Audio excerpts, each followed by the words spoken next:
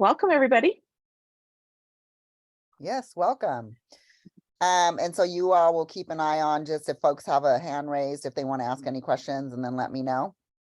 Yep, Wonderful. absolutely. Wonderful. Well, welcome, and looking forward to have this conversation with you all. But today we're going to talk about student voice, and every student should have one. I am one of those people that deeply believe in student voice, and I've been doing student voice since about 2008. And it's just part of everything that I do at every educational institution I go to, whether it's a school or even as a mentor.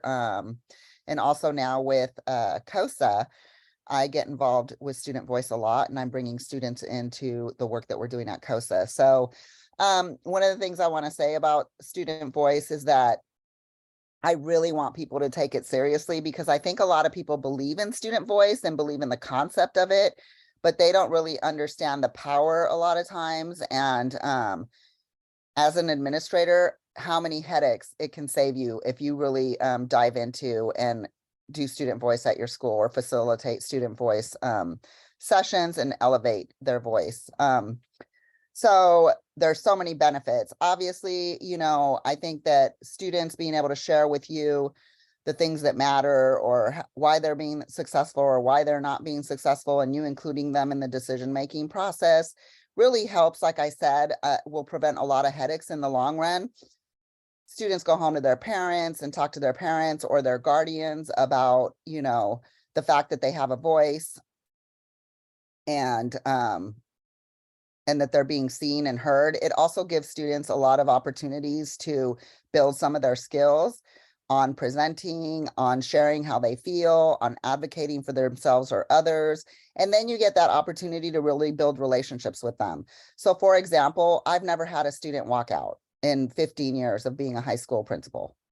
Students have always come to me to ask me, and that's in 3 different buildings. And even when I worked as a consultant in Orange County, students would ask me questions or whether they should do a walkout or not. And so the other thing about student walkouts, though, is I've also never refused students from walking out or protesting, except for one time. So I love for students to protest if it's things that they believe in, and I help to make that happen. Next. So my name is Carmen Gelman. My pronouns are she, her, and aya. I am the Director of Professional Learning with COSA, which is the Oregon School Administrators, the Coalition of Oregon School Administrators for the state of Oregon. And I am a mother of 3 and a grandmother of 7. I am a cisgendered Latina woman. I use my pronouns because I'm an ally, and I want folks to know that they can come to me, and it's just something that I use everywhere I go now, because again, I'm an ally to all students and adults, and I want to make sure that I'm accessible. Next. So I like to ground us in this quote by Margaret Wheatley, that conversation does this. It requires that we extend ourselves, that we open our minds and hearts a bit more, that we turn to someone curious about how they live their life. Next. No significant learning occurs without a significant relationship. I believe that relationships are the #1 key to having a successful school and creating a positive and inclusive environment and culture, strong relationships. So I always ask folks to consider how relationships show up in your building, and who do they prioritize building relationships with. Students know when you care about them. Relationships increase motivation and promote learning. Relationships improve student behavior, and relationships strengthen student social skills and improve attendance. Next. Why student voice matters. Students' values, beliefs, perspectives, and cultural backgrounds are critical to creating a positive school culture and increasing positive outcomes. Student voice is essential for empowering and engaging students. We need to support them in learning to express their opinions and use their voice, whether to advocate for themselves or others. Students have untapped expertise and knowledge that can bring relevance and authenticity to classrooms and school reform efforts. They benefit from opportunities to practice problem solving, leadership, and creative thinking while giving them 21st century skills that support their college, career, and life success. Next. Why student voice? Or sorry, student voice, what it is not, and you're going to record this so you can cut that out. Sorry. Of course. Student voice is not a bunch of students getting away with everything and doing whatever they want. I bring this up because I often hear that, especially when I first start as an administrator or take over a building, because the first thing I do is create a principal's advisory council so that I can learn more about the school and my students. And so I often get like, well, all the kids come to you. Actually, in my last principalship, I had a teacher come to me and say, you know, I have some advice for you. And I said, well, what is it? And he said, well, you know, I noticed that all the students come to you and they know they can just come and talk to you about anything. And I said, okay. And he said, well, I don't think you should do that. And I said, why? And he said, well, because you have so much to do that you're not going to have time to do the other things that principals do if you're spending all this time with kids. And that, again, is I think, a fatal flaw, because it actually saves me time, because I understand a lot about what's going on my campus, and I have a pulse on my campus from what students tell me. And I love building relationships with all of my students to make sure I get a clear representation of what's happening in my building. Student voice is not to be tokenized or used as a way to check something off of your to-do list. Student voice is not for you to gather information and then do nothing with it. So oftentimes I think we do a lot of listening to kids and maybe bringing them together and asking them to be vulnerable and share their experiences, but then we don't ever come back to them and say, here's what I've done with the information that you've given me. And I believe that that can cause a lot of harm to students. So I just want to make sure that people are thinking about that. It's not just about like saying, hey, I listened to these kids, but you listen to the students and then you can come back to them and say, this is what I've done with the information that you've given me, and here's how I'm using it in my work. Next. What it is. Student voice refers to gathering diverse student input regarding what happens within the classroom and the broader community of the school and district. The hope is for students to know that their expertise, opinions, and ideas are valued in all aspects of school life. Next. Student voice permeates all levels of our work together, from students participating in small group classroom discussions to students partnering in curriculum design or establishing school norms and policies. Students should be involved in decisions that affect their education, which means involving students in discussions that impact them. Student voice is a platform for educational reform and is changing education to be student-centered. That's another misnomer. When, you know, one of our core values in my last school was that we are student-centered. And I'll take ownership for not being very explicit about what that exactly meant when I first started. But I learned that a lot of my staff thought that student-centered meant kids get to do what they want. They just get to do whatever they want and come and go as they please. And that actually is not the case. Student-centered means that they get to be involved in the decision-making that happens at the school. And they get to be involved in helping to create curriculum and do all those things. So I had students that were facilitating equity lessons, teaching in classrooms. I had peer mentors that juniors and seniors came down to the 9th and 10th grade level to work with other students. So it's much broader than just making sure that students are having a good time. Next. Who are our students? Next. Unpacking all students. So many times in education, we create programs and strategies with the idea and hope that we are serving all students. We struggle to serve a variety of students, either because we don't know how or what approaches to use. Sometimes we simply aren't explicit enough about the all and what that really means. In the following slides, we will share a protocol to unpack the word all in order to examine who and what we mean, and how to design educational approaches that can get us closer to all students. Next.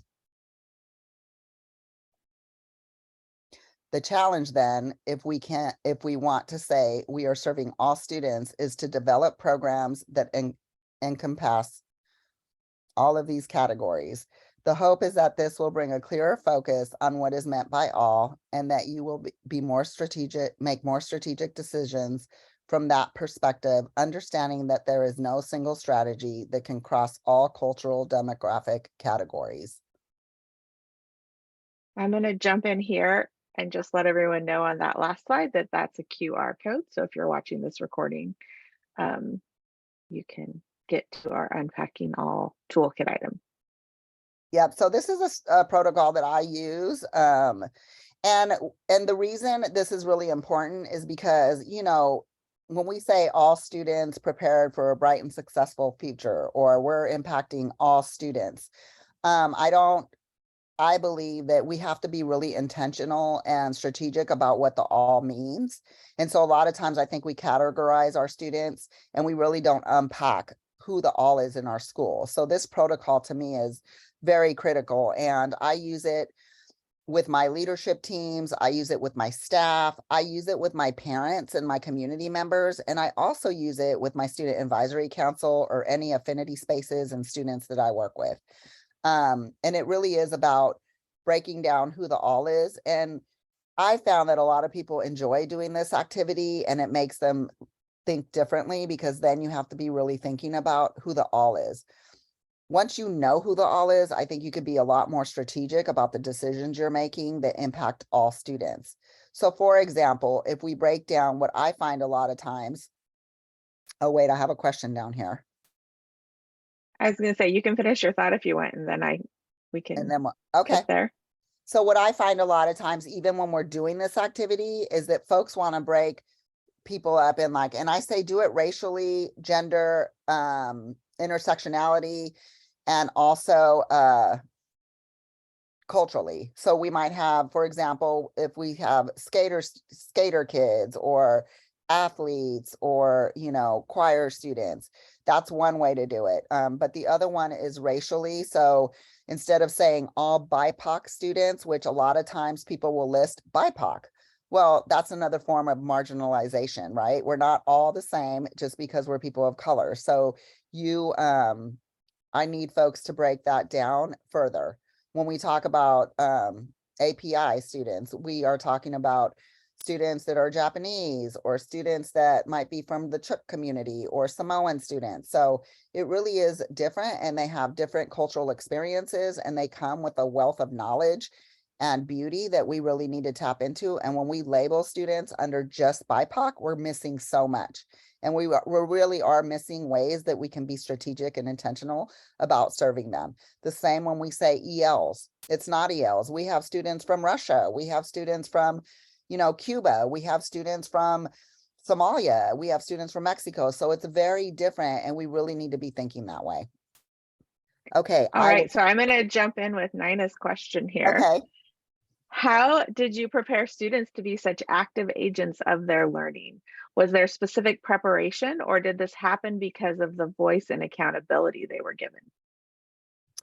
So it did happen with I believe with the voice and so it started with the voice and the accountability, and then it spreads out. So I'm that way also with my staff. I'm very much about distributed leadership and empowering my staff. That includes my administrative assistants, my custodian, my classified staff that work in the classroom, and my certified staff. So that permeates throughout the building. And then we have other staff leaders that take students in. So for example, I had an equity committee that included students and staff. We had the staff meeting once a month, and then the second meeting would be with the staff and the students. And so they created a student advisory committee, and they created lessons for students. They wanted to do equity by students for students. And then they work with the adults to make sure that the lessons are good and that they're being reflective and all of that stuff. And so I think that students, what happens is when you give students a voice, and you know, and they know that they're being trusted, that they're valued, that they're seen, they then take these initiatives and take off with them. And whenever I do a principal's advisory council, it is for them to share their voice with me, to give me advice, to help guide the work that I'm doing, and give me feedback. But it's also for them. It's not just, it's to empower them to also be agents within their school to change the culture of their school. So they take on a project, for example, and I'll talk a little bit about some of those projects the kids have taken on later on in the series. Yeah, and that will be great. I'm going to read you a question from Maddie as well, but I think you'll get to some of that later. But she's wondering if you can provide examples of lessons or ways that students have created around equity. So I think use another word definitely will get at that you'll get at later. But I don't know if you have any other thoughts around that. I do. So our students did a lesson on intersectionality. So in my last job, obviously, as I've gotten older and as I've practiced these strategies more and more, they get better and better. So in my last administrative role, I was able to, they did some amazing work on intersectionality, on LGBTQ and intersectionality, on microaggressions, some wonderful stuff. And I can look for some of those presentations. They were really well thought out. They created PowerPoints and presented them to school wide. So it was really cool. So that's just around equity, but they really delved deep into that. Equity, diversity, and inclusion was one of our core values at Milwaukee. And so that is something that I'm very outspoken about. And I speak about that with my staff every single staff meeting. Equity actually was our professional development group, did all of our equity team did all of our professional development. Now we would put grading under our equity team. We would put curriculum under our equity team rather than the other way around, which a lot of buildings do, which is we have our curriculum team, we have our grading team, right? And then we put equity on the side, kind of like, and now we're going to do an hour of equity training. So I flipped that, and we do everything is around equity, and we embed everything under that. Love that. And yes, if you have examples or things, we'd love to kind of get a story or maybe just some steps for how you and your students did that. That would be great to share. Yep. Okay. I'll share more towards the end about just some different big things that kids did, and then we can open it up just to have a back and forth dialogue. So here's just walking through people. I get them. I have folks break up into groups, and then they get chart paper and they start to list, spend 5 minutes thinking about all the students in their school environment, and they create a list and they present. So they spend 10 minutes reflecting and asking themselves these questions. Once they've created the list, they examine the list, and they talk about which groups are being served the best within your current school system, who is being underserved by your current approaches, what are the unintended consequences of that, of students being underserved, what strategies are you using now that come close to serving the needs of all students, and are they culturally relevant? A lot of folks, when they do that activity, are like, oh my gosh, we are leaving out so many kids because they are not being, they want to include all kids, but they're not thinking about how to do that in a different way. So this is very intentional, and I think gets to the heart of it.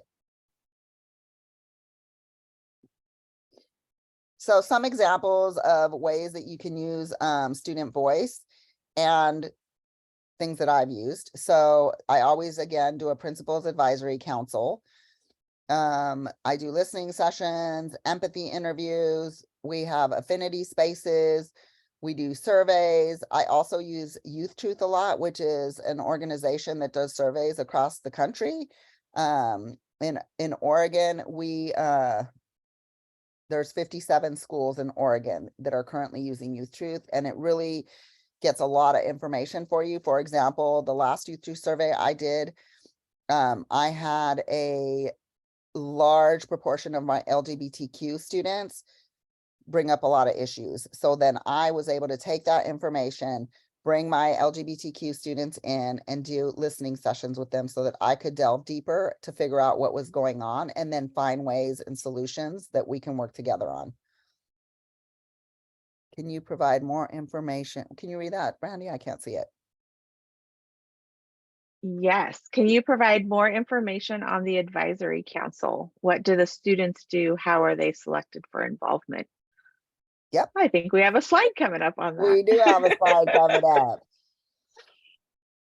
And informally, so back to the informally part. What informally means for me is that students, I have an open door policy.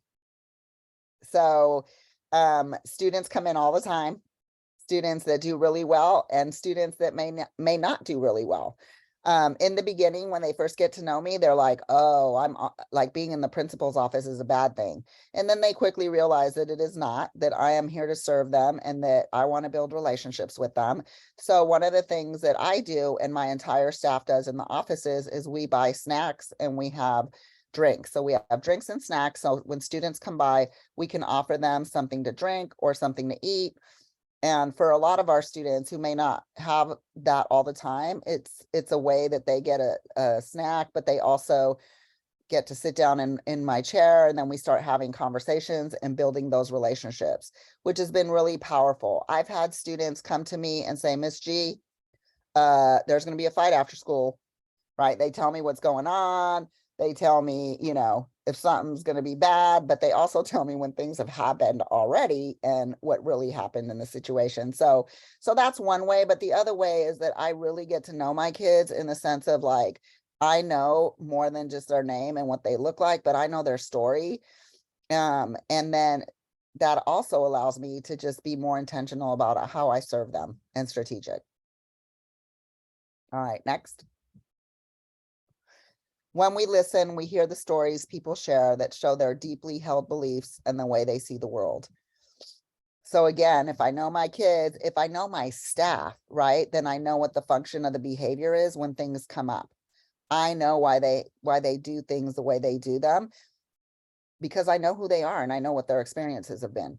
And that's what my goal is. My goal is to know that about all my students. Obviously, I don't know that about all my students, but that is my goal. Next. So examples of a principal's advisory council.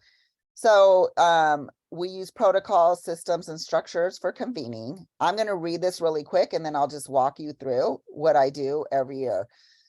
We establish group norms. So when we're establishing group norms, I'm very strategic about making sure that they understand what those group norms are. And I use examples to share what those group norms are. For example, active listening. I ask the students, what does that mean to be an active listener? Right. And then we have a conversation about it. Not interrupting. I'll ask the kids, what does that mean? And so we just talk about all of our group norms. And then I ask the students, are these good? Do you want to add any or anything like that? And most of the time in our first meeting, they say no. And I say, we're going to have these up every meeting. And if you think of something after you leave, please let us know next time and we can add them. So it's never just these are the group norms for the rest of the meeting. We might have to add, or for the rest of the time we're together, we might have to change them or add them or make them clearer as we move along. Then I also ask them, and I learned this as I got older and practiced more, but I asked them, like, what do I do if students don't follow the group norms? What should my response be? And I tell them, because this is a wonderful opportunity for all of us to be together. And, I want you all to have a voice and really take ownership over your school. But I also don't want to constantly be, please put your phone away or do that kind of stuff. So how should I manage that? And that has worked really well because kids really want to be there. And they want to be respectful. So then we work that out and they give me advice, and then that's how we move forward. Practice conversation and listening. Again, we just go over what that means. I always use pronouns, and I tell my students, this is voluntary. I'll never make anyone use pronouns because that's a way of outing people who maybe are uncomfortable with it, or just people are uncomfortable with it. My experience has been that in the beginning, kids are uncomfortable with it. And once they get to know one another, they begin to use them more because they also want to be allies for their peers. And so it ends up not being an uncomfortable situation. Establish and reestablish relationships.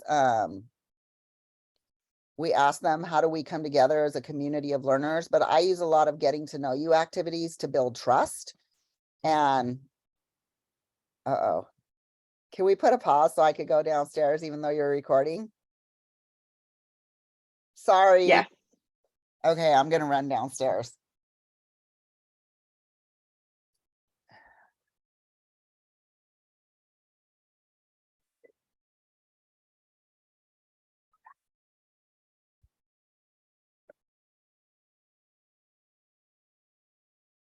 I'm going outside. I didn't know they were coming right now, sorry. I'm working from home, this is lovely. No worries. Okay, so giving students opportunities to learn more about each other's stories outside of their group so they can be better advocates for one another. This has been so powerful. You know, a lot of times, like, the athletes don't always hang out with the students in the theater class. Our LGBTQ population doesn't always hang out. I had 2 schools within a school, so they were blended. I had a charter and a comprehensive high school, and so those 2 groups didn't really hang out much.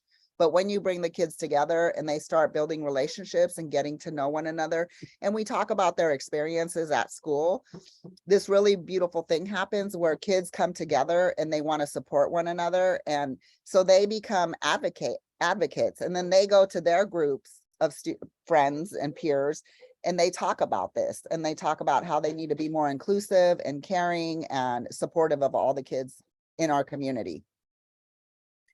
So stay curious about one another. Conversations is a natural way for humans to think together. It can be messy at times, and I always end with a closing prompt. It's usually one word. Let's share it. We stand up in a circle and we talk about what's one word about how you're feeling in this moment as we leave today. And then kids, you know, most of the time when we're done, they get very excited and they use words like hopeful, excited, curious, just different things like that. How you had asked earlier, Nina, how I choose kids. So one of the things I do is I really want to get to know my students, because I like to choose my students, because this is the one time I'm like, I get to choose my kids. I do send out requests from staff to say, who would you recommend? And I look at the students that folks recommend, and then I also pull some of my own students. So I create a spreadsheet. On the spreadsheet, I put their name, their race, their culture, their grades, like their GPA, the grade level that they're in, and if they're involved in any extracurricular activities. And then I look at, are they in SPED? Do they have, are they an English learner? Are they in special education? I had a behavior classroom. So I had students from that classroom as well come into my group. I usually pick about 40 students. That's a lot. But it works really well because we've worked through kind of like, what do we do when things are not working out very well? Like, how do I handle it? So even with 40 students across all of those, it's worked out really well. When I look at, for example, my English learners, I always include 2 students that are English learners, because I don't want them to be alone. I want them to feel like they can speak up and have someone with them. And I do that with race as well. And so I never bring in kids where there's just one of them. I always think about, okay, having, you know, if I bring in my LGBT community, if I bring in my Black students, which I do, I bring in all my students, my Latino students, and I look at who are they representing, and making sure that we have a really good representation of our school community. So that's how I pick them. And then I bring in kids that get straight A's, and I bring in kids that get straight F's. So, yep. Next. So Milwaukee High School and Milwaukee Academy of the Arts, that was my last school that I was the principal of. And it's a school in North Clackamas School District. And I had started out with about 980 students, and in 2 years built it up to over 1,200 students. So we were the only school that actually increased enrollment, and I started getting students from other schools, which also happened when I was in Springfield. And I believe it's because of the work around equity, diversity, and inclusion, and giving students a voice, and creating a culture where they felt valued and seen. So at Milwaukee, the project that my students wanted to talk about was our grading practices and how they were really inequitable and they were all over the place. And kids were like, Miss G, your grading practices, I mean, everywhere, like teachers are doing it all different. Like we never know what to expect. And we just think you need to change what you're doing. Thank you, Nina. So we really need to change what you're doing. And I go, well, what do you think? What do you want to do? And they said, well, we'd like the teachers to get on the same page so that we know what to expect, and that they grade our work on time, that they give us feedback that's important, that we can like learn from it, not just like good or bad, but like, here's what went wrong and here's what you might want to think about. So being really intentional about that. And I said, okay. I go, well, let's do some more work around it. And then I'm going to set up an opportunity that you all get to present to the staff on equitable grading practices. So when they first started, they were beating up the staff. And I said, okay, let's slow down. I said, so one thing about communication and getting people to like listen to you is they don't want to be attacked, because if you attack them, they're going to shut down and they're not going to be able to listen to what you have to say. And so the goal is for them to really hear you. So there's a few things that are happening while we're having these conversations, right? Like they're learning, oh, that's a communication strategy that they can take and use with their staff member or teacher, but they can also use that with a parent, with a boyfriend or a girlfriend or whoever, a partner. They can use that with their boss. So that's a skill that they're going to take with them for life, that they'll start to engage in. So they ended up presenting, and it was 7 students that they all picked the 7 kids together that they wanted to present. And it was a diverse group of kids, and they put together an amazing PowerPoint and they presented to the staff. Most of the staff was thrilled. Some of the staff wasn't, and that's okay, right? And so they basically shared with the staff and they talked about all of our students. And they said to them, like, we value you and we know you work really hard.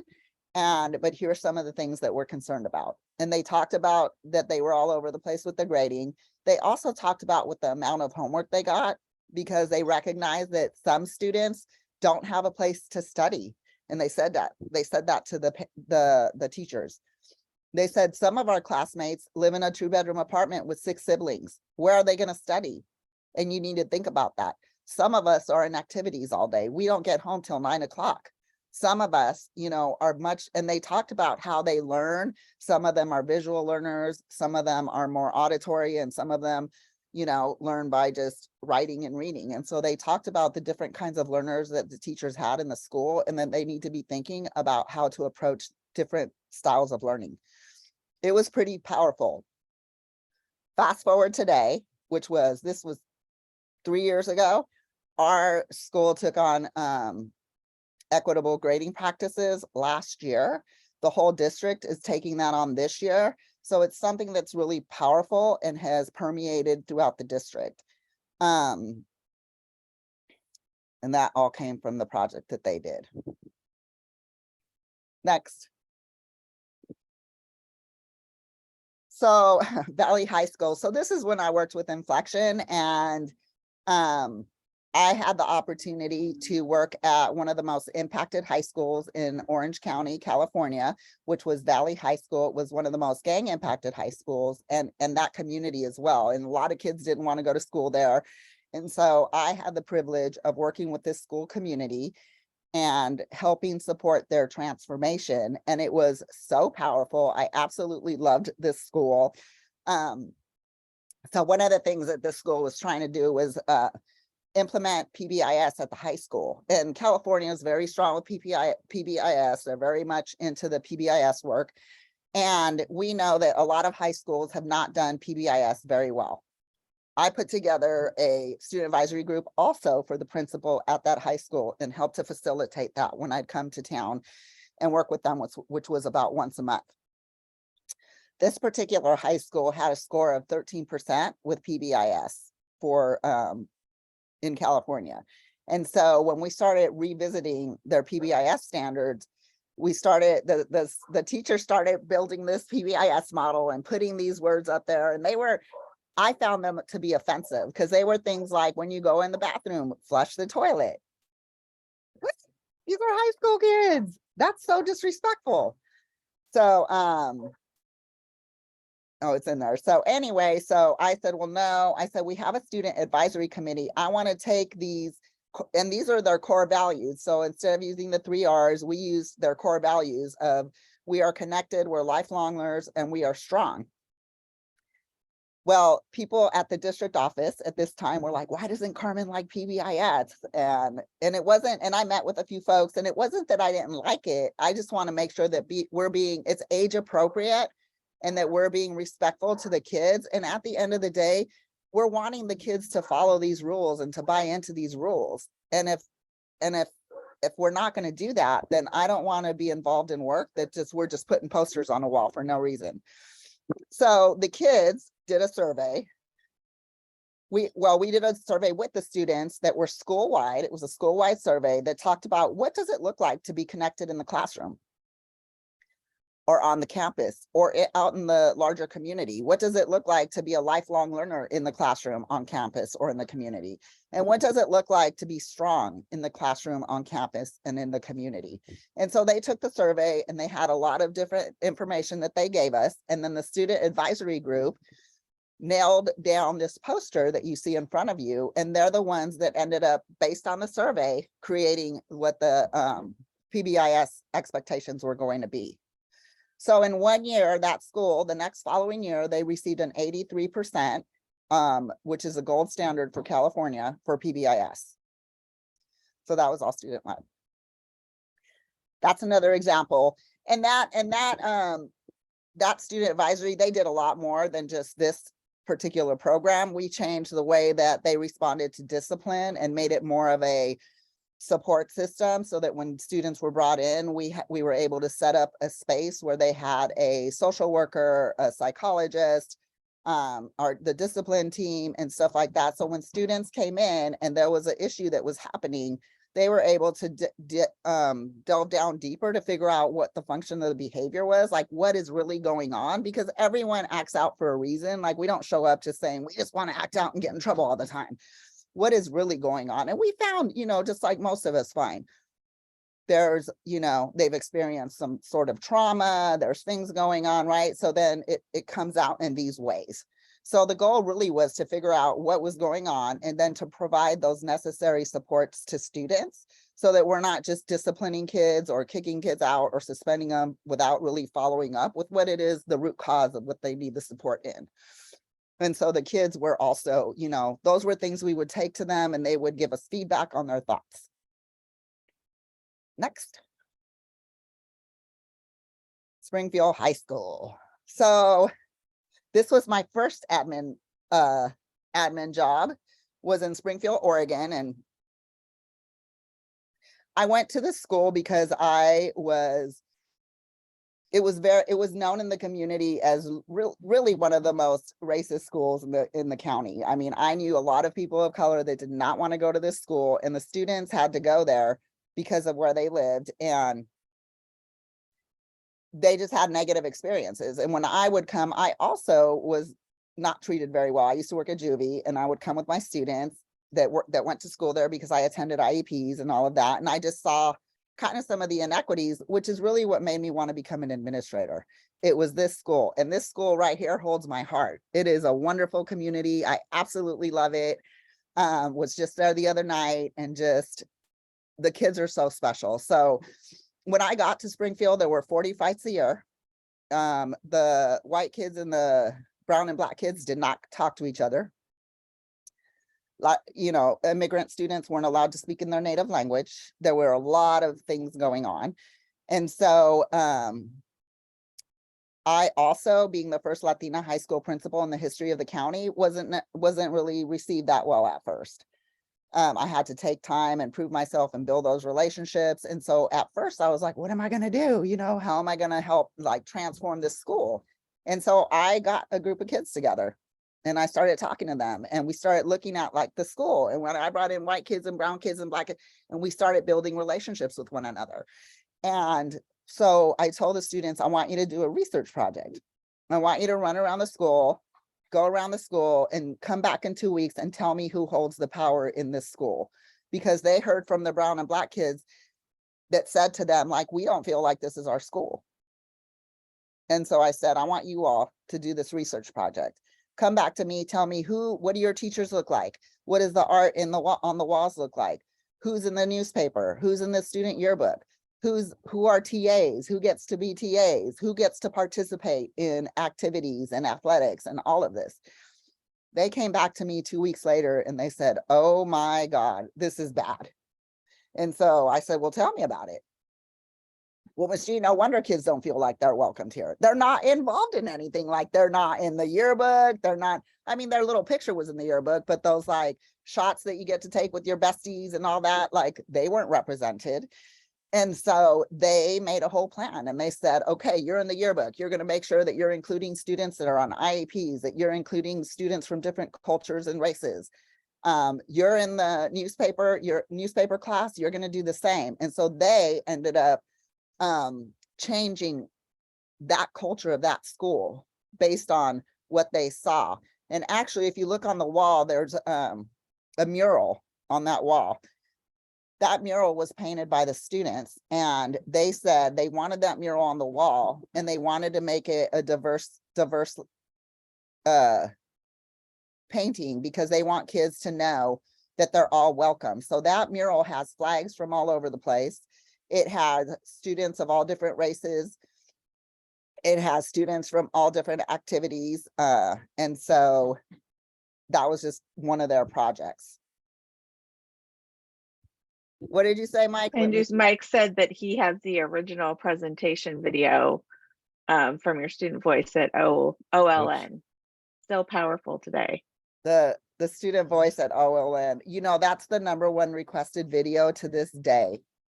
So if you all ever want to see any of my students, it's the 2010 OLN student voice video. And it's several of my students talking about their experience at Springfield. And I love it. And funny enough, I think this was the first time student voice had presented at OLN, or really anywhere, I think. And so in the beginning, people were nervous about it. They're like, oh my God, what if the students don't know, you know, this or that? And so I'm like, they're going to be fine. We practiced. I never put kids in front of an audience without practicing, without really preparing them. You know what I mean? So that they know, like, okay, what to expect and those types of things, so that they don't just show up and be like, oh my God, this is horrible. So as we're moving along with my student advisory committee, one day I'm sitting there and a student says, yeah, Miss G, this kid asked me for a pencil today, and he was like, ah, this pencil's so gay. And I turned around and I said, why is the pencil gay?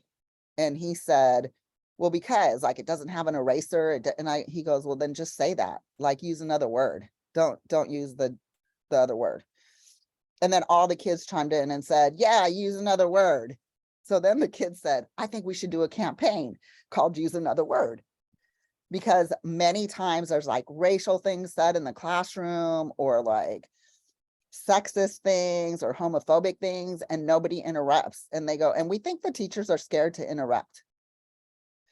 And I go, okay, so what would you like them to do? Like, how would you like them to handle that? And they said, well, we think that if we do this campaign, and don't get me wrong, like, I'm going to have conversations with them if I know they're not interrupting.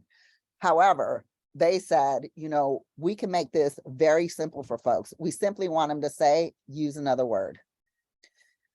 So they decided to do a campaign. They stood in the hallways again for a couple of weeks, and they took tallies about how many words that they heard in the hallways or in the classrooms, how many racist words, how many homophobic words, how many cuss words. And they gathered that data, and they worked with the math department.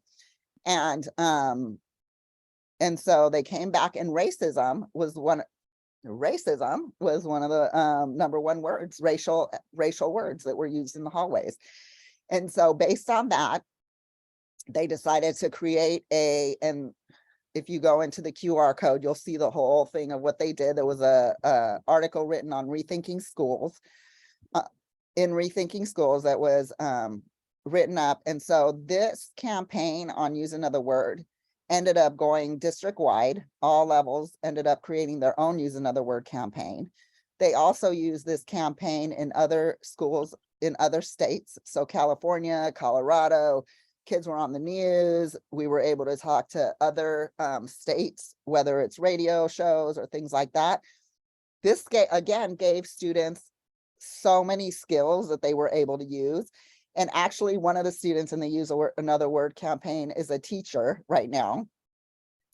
The other one is a real estate agent. I mean, I stay in touch with a lot of my students, but anyway, I think this really like helped to increase their skills, and it really changed the culture of Springfield High School.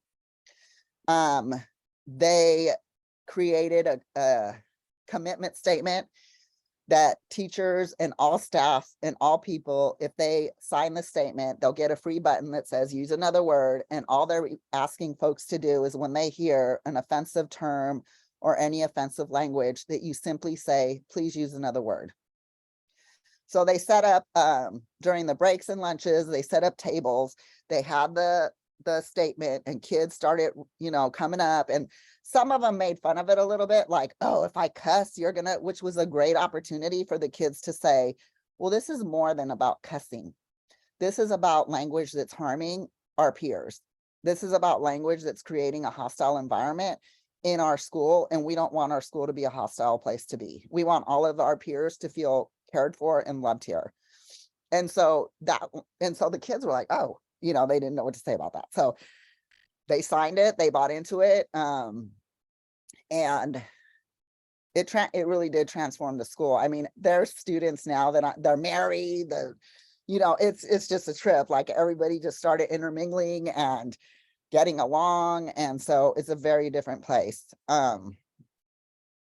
Thanks, Mike. Carmen, oh, did you have more to say about I did want to say, Springfield? so this ended up, one of the kid that first brought it up, he sent me a link. This is about 4 years ago. And he said, Miss G, did you see our Use Another Word curriculum is being used in a university in South Africa? That's how far it went. Wow. So that was pretty powerful. That is so cool. Well, I know you have to leave a few minutes early, and I wanted to give a few minutes for people to go off mute and ask questions or just have a quick discussion. And we did have one principal join that will promote to a panelist too, so she can talk, Christina. But yes, I know we have only a few minutes, but if anyone has a question or something they just want to say. Okay. I told him I might be a little late, so. Okay, great. We are selfish. We want you somewhere. Mike. Of course. Hey, no, real quickly, Carmen, that's fantastic, man. Just the memories that are coming through here. And I remember the student group, boy, she brought them to my U of O class too. And they wowed those students. They just wowed them. It was so good. And I also remember the Choose Another Word was real big I was on the budget committee, and it was all over the school board and everything else. But one quick question. I know that I'm doing a lot of work with some paraprofessionals in various districts, and they're so valuable, and they're so often not included in a lot of the things. And they're people that interact with kids all over the place at different times of the day, and figure out ways to get them the kind of the support for developing student relationships and that. So do you have what have you done in schools to engage non-licensed staff, those folks that see kids on the bus or in the cafeteria, or instructional assistants? Okay, so I love my classified staff. We wouldn't be able to do what we do without our classified staff. I asked my classified staff to pick 5 students that they're going to mentor throughout the year. And that's my bookkeeper, my administrative assistant, my custodian. Like, I ask everybody to choose 5 students, and they get to build relationships with those 5 students. They get to help them with their work. They get to, if they need anything. So for example, the other thing I do, which is really like non-traditional, and people sometimes balk at it, is if we have a student that's coming back from an expulsion, many times I'll put them as a aide in the front office. Now, I know those are generally saved for the straight A students because they're in an office, and what if they do this and that? It has worked miracles. I mean, that has been probably one of the best decisions that I've done with students who've been expelled and just not engaged in school. When they come back, they have all these folks that are taking care of them, you know, making sure they're getting their work done, coming to class, building relationships. So I had one student that found himself homeless.